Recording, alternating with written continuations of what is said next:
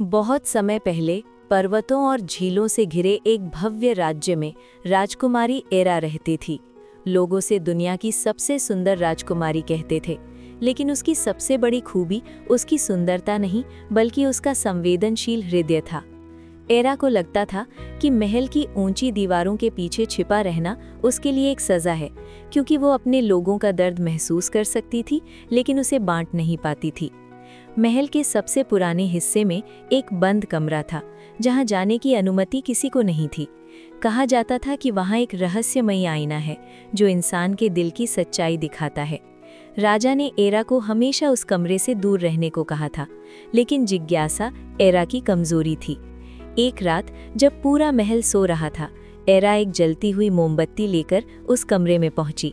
दरवाज़ा खोलते ही ठंडी हवा का झोंका आया और सामने वो आईना चमक उठा।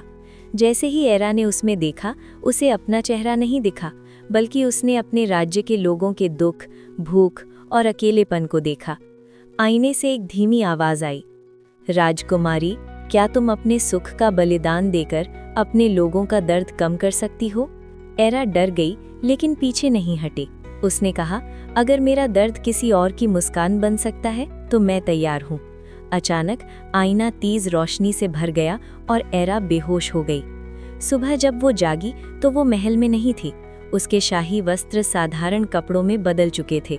वो अब एक आम लड़की की तरह राज्य की गलियों में थी। कोई उसे पहचान नहीं रहा था। पहली बार एरा ने भूख, तिरस्कार और अकेलेपन को महसूस किया। दिन बीतते गए। एरा लोगों की मदद करती रही, कभी बच्चों को खाना दिलाकर, कभी बीमारों की सेवा करके। उसका दिल भारी था लेकिन संतुष्ट भी। उधर महल में राजा अपनी बेटी के गायब होने से टूट चुका था। एक दिन वही रहस्यमय आईना फिर चमका और एरा को अपनी ओर खींच लिया। वो फिर महल में थी, लेकिन अब वो पहले जैसी नहीं थी। उसकी आंखों में गहराई और चेहरे पर शांति थी। आईने की आवाज़ आई, राजकुमारी, तुमने परीक्षा पास कर ली। अब तुम सिर्फ राजकुमारी नहीं बल्कि लोगों की आशा हो। राजा ने एरा को गले लगा लिया। उस दिन के बाद एरा ने महल के दरवाजे हमेशा के लिए खोल दिए। वो हर दिन अपने लोगों के बीच जाती और उनके साथ